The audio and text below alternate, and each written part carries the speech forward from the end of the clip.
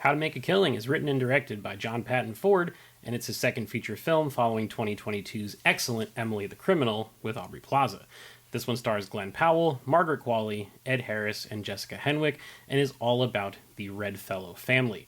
Glen Powell's character Becket is disowned by his extraordinarily wealthy family at birth, yet due to a series of very airtight documents, he's still in line for a $28 billion inheritance. Unfortunately for him, there are 6 other living members of this family that would stake claim to it first, and he has to do what's necessary in order to claim what's his.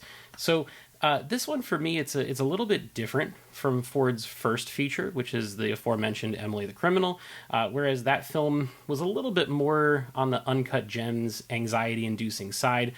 This one goes for a slightly lighter tone. There are definitely some more comedic elements to it.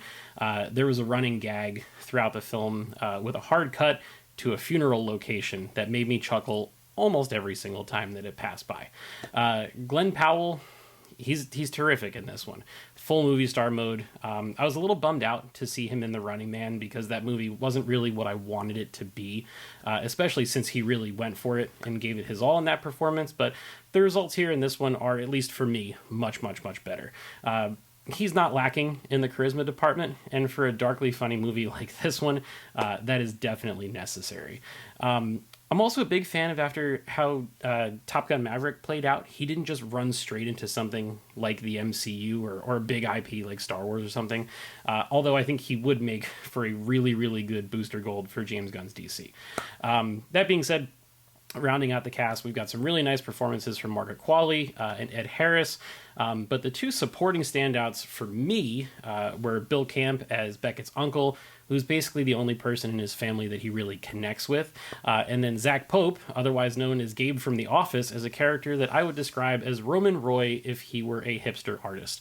Shout out to Topher Grace also for being remarkably unlikable and having a truly hilarious haircut. This is the point in the video where I get to say, though, that these are the types of movies that we've been asking for. And the only way that we're going to get them is if you go to a theater and check them out yourself. My early screening that I got to go to played to a full house. All the jokes landed. Certain twists and moments in the movie really elicited a true reaction from the audience. So if you've got a couple bucks to spare and you want to support independent filmmaking, check this one out in a theater instead of waiting for streaming. But that being said, that's going to wrap up this video. Please drop us a comment below and let us know what you think. Like the video if you like it. Subscribe to the channel if you have not already. Thanks so much for watching, and we'll see you in the next one.